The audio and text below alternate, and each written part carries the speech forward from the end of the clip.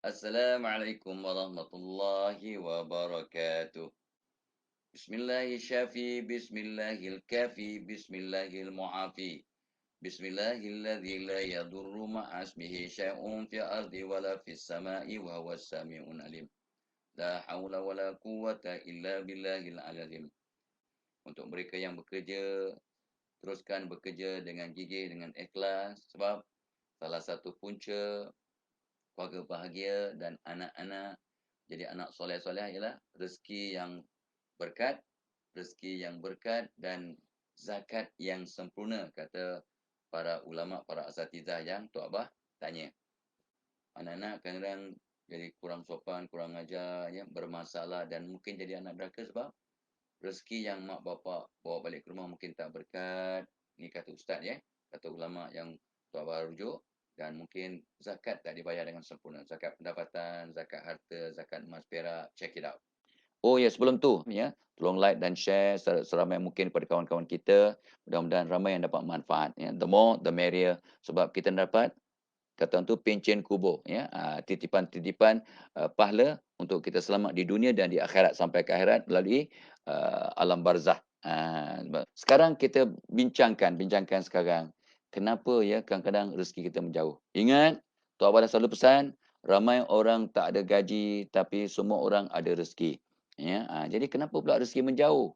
Ya, memang sejak PKP 1 tahun yang lepas, ya, dekat setahun yang lepas, ada 11 bulan yang lepas, ya, ramai yang diberhentikan kerja, ramai yang memang kena tutup kedai, ramai sahabat Tok Abah, trainer-trainer, ya, pun juga tutup office, tutup kedai, kena buat benda-benda lain. Ya, ramai yang sengsara. Tapi ingat, ya, rezeki tak ada, pendapatan tak ada, sumber income macam tertutup, tapi rezeki kita sentiasa mengalir sebab rezeki dari Allah. So kita yang kena kata tu ambil dengan cara yang Allah redha. Rezeki Allah telah tabur kepada seluruh umat dan juga makhluknya. Ikannya, pokoknya, inseknya, cicaknya, ya, semua Allah berikan rezeki. Semua. Tak pernah terlupa Allah berikan rezeki. Ya, ya. Kenapa rezeki menjauh? Jadi dipesan oleh para ulama, ya, sebenarnya bila hati kita kurang murni, hati kita kotor, hati kita tak bersih, maka dia menarik bencana tetapi menjauhkan rezeki. Pintu rezeki tak terbuka bila hati kita tak kotor, tak bersih. Tapi ramai juga akan berkata, ada member tu puasa, tidak sembahyang jauh, tapi rezeki dia, ya Allah, melimpah ruah. Ya, rumahnya luka main, keretanya mewah, ya, anak-anak travel semua all over the world dia travel, ya, sembahyangnya tak pernah nampak, ya, puasa dalam puasa pun tak buat. Bukan main, ya, ingat, ya, Allah bila kasih akan hamba-Nya, maka diberikan nikmat dan rahmat. Dan Nabi bersabda, barang siapa yang Allah berikan nikmat melimpah ruah, walhal dia bermaksiat, dia tak sembahyang, tak puasa, kurang ajar, tak keluar zakat, ya, kurang bersedekah, ya, menindas orang lain dan contohnya lah, ya. Tapi Allah berikan nikmat melimpah ruah, ketahuilah sabda Nabi, orang itu telah diistidrajkan. Istidraj ialah pemberian Allah kepada orang-orang yang ingkar, kurang ajar, yang Allah benci. Jadi Allah ni Maha Pengasih, Maha Penyayang, dia beri pada semua. Yang baik diberi rezeki, yang jahat diberi rezeki, yang kadang-kadang baik, kadang-kadang jahat diberi rezeki. Yang macam-macam lah, semua Allah bagi rezeki. Tapi orang yang baik-baik Allah bagi rahmat. Orang yang jahat-jahat Allah bagi istidraj.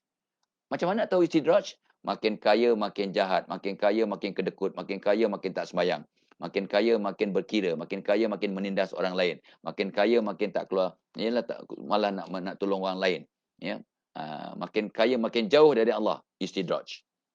Makin kaya makin taat, makin berpuasa, makin banyak sedekah, makin banyak membantu orang lain, makin banyak bantu, makin insaf, makin bersyukur, confirmlah itu rahmat Allah. So, itu satu, ya. Kenapa rezeki menjauh? Hati kita kotor. Hati kita kotor kenapa? Sebab titik-titik hitam asbab dosa-dosa kita. Wama asabakum min musibah, dan apabila Allah turunkan musibah, ditutup pintu rezeki, dibagi kita sakit, dibagi kita ujian, Fabima kasabat aidikum. Disebabkan oleh kesilapan tangan kita sendiri. Artinya kita buat dosa dengan tangan dan anggota kita lah. Kita lakukan dosa dan kesilapan. Wa ya'fu an katsir, namun Allah memaafkan sebagian besar dosa-dosa kita. Oh, jadi untuk mengatasinya, solat taubat. Nah, benda yang Tok Abah sebut beribu-ribu kali. Solat taubat setiap malam, istighfar banyak-banyak, ya, cuci pinggan, mencuci hati, ya. Apa nama kata orang tu, basuh tandas, mencuci hati. Ya, kata orang tu, ambilkan kasut orang, ya. Bukan curi kasut orang, ambil kasut orang, bagi kat dia, cuci hati. Buang teh cecak kat masjid surau, cuci hati. Ya, masuk majlis ilmu, cuci hati. Baca Quran, cuci hati. Puasa Isnin Khamis, cuci hati. So, banyak cara nak cuci hati. Dan bila kita cuci hati, mudah-mudahan pintu-pintu rezeki terbuka. Sebab, bila cuci hati, hati jadi bersih. Hati bersih, tarik kasih sayang. Yang bujang akan dapat jodoh. Yang berumah tangga akan dapat kasih sayang. Hati bersih, tarik sayang. Hati bersih, tarik rezeki-rezeki. Isu kita pagi ni ialah, kenapa rezeki menjauh? Hati bersih akan tarik rezeki. Hati bersih, tarik sayang. Hati bersih yang paling utama, tarik hidayah Allah. Hidayah Allah tak akan masuk ke dalam hati yang gelap. Hati gelap ialah hati yang banyak dosa. Jadi kita solat taubat, istighfar, baca Quran, bersedekah, minta maaf, maafkan orang, hati bersih, maka orang sayang, rezeki terbuka, itu isu kita pagi ni. Dan Allah turunkan hidayah. Bila Allah turunkan hidayah, inspirasi, what happened to all your problems? Semua masalah anda akan selesai satu persatu, sebab hidayah Allah datang mencurah-curah. Oh, yang kedua, tak dapat tidaklah, ya. Berkaitan dengan yang pertama, iaitu kurang berdoa. Kurang berdoa, kurang berdoa, kurang berdoa. Itu sebabnya Allah kadang beri kita peringatan. Dah tergantung, kita tengadah. Bila dapat ujian, dapat problem, ya, rezeki kita jadi sempit, Allah nak bagi kita, sebab kita masa rezeki murah, masa semua okey, kadang kita kurang berdoa. Berdoa, kurang berdoa.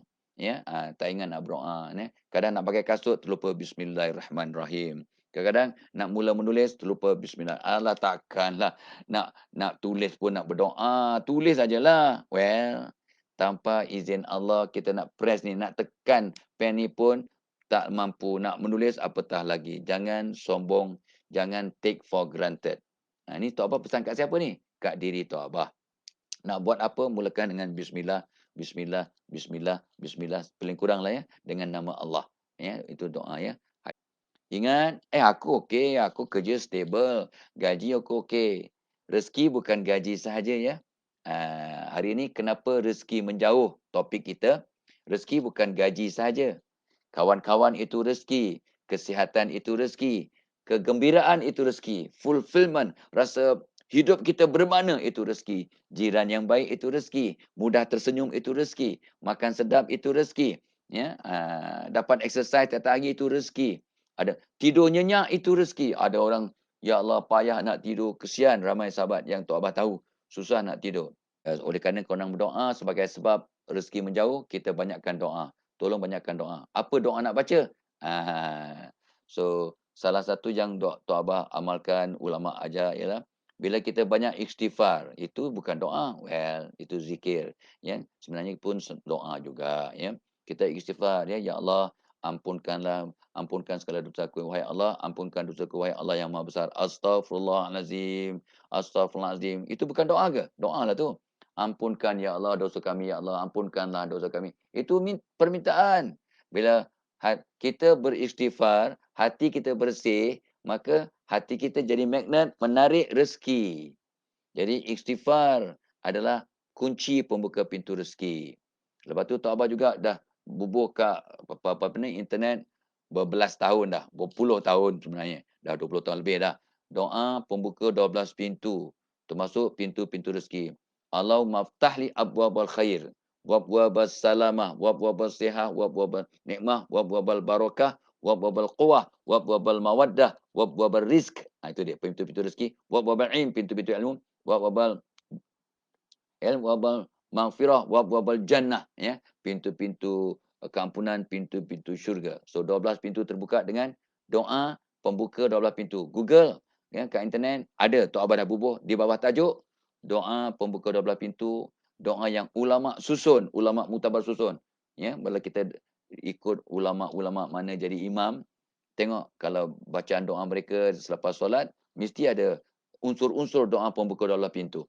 Mungkin 12 pintu disebut ataupun separuh, ya, mungkin 5, 6 pintu yang minta ya.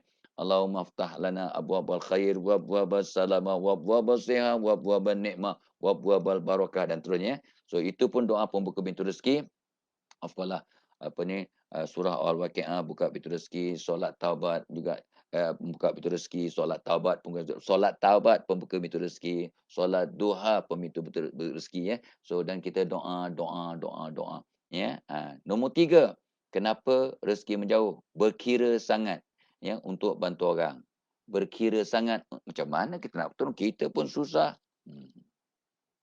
Bila orang senang menolong orang, bagus, itu memang afdal lah diharapkan. Tapi bila kita dalam keadaan susah, masih nak tolong orang, sangat, sangat, sangat baik. Allah akan tolong hamba-Nya selagi hamba-Nya menolong saudaranya. Aku tolong dia, dia yang dapat, aku tak dapat. Buat apa? Salah, salah, salah. Ya, rezeki kita, kita punya, rezeki orang, orang punya. Kita tak boleh ambil rezeki orang, orang tak boleh ambil rezeki kita. Kita tak boleh ambil market share orang, orang lain tak boleh ambil market share kita. So sebenarnya dalam perniagaan, dalam kehidupan, dalam apa pun, anda dan saya, kita semua tidak pernah bersaing. Walaupun ada perkataan, we must compete with each other. We must compete with them. Yes, compete artinya sama-sama hebat. Mereka hebat, kita pun nak hebat. Mereka berjaya, kita pun nak berjaya. Yes, that competition. Bukannya kita kena kalahkan mereka untuk kita berjaya. Tak. Tak perlah. Ya. Hidup ini macam main golf. Bukan macam main badminton. Main badminton kita kena smash, kita kalahkan. Untuk menang kita kena kalahkan. Main golf, ya, apa kita buat? Kita sibuk nak kalahkan orang? Tak. Kita buat yang terbaik. Kita buat yang terbaik. Kita buat yang terbaik. Bila kita dapat apa yang tertinggi, kita yang menang. Sama juga main bowling. Golf tu kata tak pernah dengar pun main golf macam mana. Main bowling. Kita kacau tak orang lain punya lane? Kita kacau tak orang lain punya pin? Tak ada. Kita jatuhkan seberapa banyak pin. Kita jatuhkan seberapa banyak pin, kita menang. Kita tak kacau pun orang. Yang kata yang sama, ya. Bantu orang ni, bantu khidmat, bantu itu, bagi nasihat, bagi kita bantu. Tapi berkaitan dengan bantu orang ialah sedekah. Kadang bila kita berkira sangat untuk sedekah, maka pintu rezeki kita tertutup. Jangan sebut tak ada duit, kita tak ada duit. Itu doa. Jangan sebut tak ada duit. Jaga kita ada duit tapi mungkin tak cukup untuk ini, mungkin belum cukup untuk ini, belum tak ada bajet untuk buat nak bersihkan bumbung. Contohnya semalam kami tak apa pergi walk jalan-jalan keliling, nampak bumbung kotor. Sebelum raya ke masa Ramadan kan kita kena cuci bumbung tu supaya cantik sikit. Bumbung dah berkulat ya. Bumbung rumah lah. So, tengok okey nanti kita ada bajet kita buatlah insya-Allah. Okey, jangan cakap asyik tak ada duit. Jangan cakap tak ada duit. Cakap kita ada duit tapi mungkin belum ada bajet untuk ini, untuk ini. Jadi cakap itu doa. Allah tak ada duit, aku tak ada duit lah. Aku tak ada duit lah. Aku tak ada duit. Jangan. Orang kadang minta sedekah kat kita. Ya, saya tak ada duit, minta maaf. Kalau tak ada apa-apa, tak boleh nak bagi, kita senyum saja. Ya, kita doakan, kita kata, ya, jangan kita marah-marah, jangan kata tak ada duit. Sebab awak pun tengah makan. Awak tengah makan kat restoran. Awak ada duit. Tapi mungkin tak ada duit kecil untuk bagi kat orang ini. So, be careful ya. Bila orang datang minta sedekah, Allah sedang uji, bukan peminta sedekah yang diuji. Allah sedang uji kita yang sedang makan, yang ada, yang tidak meminta sedekah. Bila peminta sedekah datang minta sedekah kat kita, ya, uh, yang sedang diuji oleh Allah bukan peminta sedekah, tapi orang yang diminta sedekah. Kitalah. Be careful. Be careful. Ya. Nombor 5, kenapa rezeki menjauh? Riak bila bersedekah. Aku kalau nak sedekah, kalau tak 50, jangan panggil aku lah, buat malu je. Riak. Dia nunjuk. Ya maaf ya, maaf, maaf. Kadang kita nak bersedekah pun kena ada maaf ya, kena ada kamera. Kena ada kamera. Dah, ada dah, ambil dah. Ya. Lepas tu bubuh kat Facebook ya. Bubuh kat Facebook. Ya. Dulu memang sibuk kita tunggu reporter. Kalau ada orang nak bagi sedekah, kena tunggu reporter. Kalau tak ada reporter, tak ada dengan mock check yang besar. Tak apalah, itu jangan pula ada yang marah pula Kang ya. Tapi lillahi ta'ala lah. Niat kena betul, cara kena betul, hasil kena baik. Nak buat apa pun, niat kena betul, cara kena betul, hasil kena baik. Tapi hujung-hujung ni ramai asatizah pesan, kalau kita berbuat baik, elok juga diwar-warkan supaya orang lain dapat semangat, orang lain dapat keyakinan bahawa, oh aku sedekah kat dia ni, rupanya dia buat masjid. Aku sedekah kat dia ni, memang memang betul dia buat jambatan, dia buat surau, dia buat apa namanya pusat tahfiz. Kita kena war-warkan ya apa yang kita buat untuk dapat memberi motivasi pada orang lain dan supaya orang juga rasa confident, yakin nak apa ni, menyalurkan bantuan melalui kita sebab dia tahu ke mana duit yang mereka sedekahkan itu pergi. Nombor 6, kita ungkit apa nama, gemar ungkit pemberian. Ini pun dalam hadis sebut, barang siapa yang suka ungkit pemberian, ungkit kebaikan, maka pintu rezeki jadi tertutup, makin menjauh. Kenapa rezeki menjauh? Kita ungkit pemberian. Aku dah tolong kau minggu lepas, aku dah tolong kau tahun lepas, aku dah tolong, mengungkit. Ya, suami pula mungkin, "Ai, saya dah berikan awak gelang 5 tahun lepas." Takkanlah baru 5 tahun, takkan dah lupa 5 tahun. Dah 5 tahun sebentuk abang gelang. Ya Allah, kedekutnya suami. Dia mampu. Ya, tu sebabnya Ibnu Abbas kata, kalaulah suami kedekut sangat, boleh ambil duitnya tanpa izin. Tapi bukan untuk beli gelang, ya. Kalau suami kedekut sangat, boleh ambil duitnya untuk makanan, untuk pakaian, untuk benda asas. Banyak buat maksiat. Bila kita banyak buat maksiat pun, rezeki makin menjauh. So, solat taubat istighfar tadi akan mencuci hati, pintu rezeki terbuka balik. Hati bersih akan tarik rezeki. Lepas tu, ramai kita ni rezeki menjauh sebab tak bersyukur. Wala in kafartum inna azabillah syadid. La in syakartum la azidanakum. Barang siapa bersyukur, aku tambah-tambah nikmat. Barang siapa yang tak bersyukur, siksaanku pedih. Termasuklah Allah ambil balik rezeki, berikan pada orang lain yang tahu bersyukur. So, takut-takut anda dan Tok Abah kurang bersyukur, maka Allah tutup pintu rezeki. Sebab tak bersyukur. Cek diri kita, bersyukur ke tidak? Apa tanda bersyukur? Patuh perintah Allah, buang sifat negatif, banyak bersedekah, doakan orang lain, maafkan orang lain, ya, buat baik pada ahli keluarga, bentuk silaturahmi, satu rahim. Ini semua tanda-tanda orang bersyukur. Buat apa pun terbaik, buat apa pun terbaik. Sentiasa baiki diri, sentiasa berterima kasih pada manusia. Barang siapa yang tidak berterima kasih kepada manusia, tak tahu bersyukur kepada Allah. Man la yashkurin nas, la yashkurillah. Barang siapa yang tidak berterima kasih, bersyukur kepada manusia, pada mak ayah awak tak berterima kasih, pada pasangan tak berterima kasih, pada anak-anak tak berterima kasih, pada cikgu tak berterima kasih, takut-takut anda tidak bersyukur kepada Allah. Bukan Tok Abah cakap, Rasulullah SAW yang bersabda. Tak bersyukur, enggan bayar zakat, putuskan silaturahim, bergaduh adik-beradik, bergaduh dengan orang yang ada talian keluarga, putuskan silaturahim. Barang siapa yang membentuk, mengukuhkan silaturahim, hubungan kekeluargaan, maka pintu rezeki terbuka dan tarikh ajal dianjakkan panjang umur. Maksud hadis Nabi sallallahu alaihi wasallam. Jadi kita ambil kias, barang siapa memutuskan silaturahim akan tertutup pintu rezeki, takut-takut pendek umur. Gitu. Jadi tolong ya, sambung silaturahim walaupun dalam PKP, hubungi adik-beradik, jangan bergaduh. Tolonglah, janganlah tunggu raya lah aku nak maaf dengan adik-beradik aku, tunggu raya. Jangan tunggu raya. Takut kita tak panjang umur, takut ahli keluarga kita tak panjang umur. Buat sekarang. Buat baik macam nak mati esok. Kerja kuat macam nak hidup selama-lamanya. Satu lagi kenapa pintu rezeki tertutup, rezeki menjauh? Enggan bayar hutang. Ini memang ada dalam hadis ya. So, enggan bayar hutang, sering berbohong, cuai masa buang air kecil. Contoh, laki-laki kencing berdiri. Laki-laki jangan kencing berdiri. Dia kencing duduk tapi cuai sebab tidak istibrak. Tidak tiga kali. Orang perempuan cuai kencing, dia buang air kecil mencangkung, betul, elok atau duduk atas toilet bowl. Tapi dia tidak urut dari pusat ke bawah. Untuk wanita, urut dari pusat ke bawah 3 kali.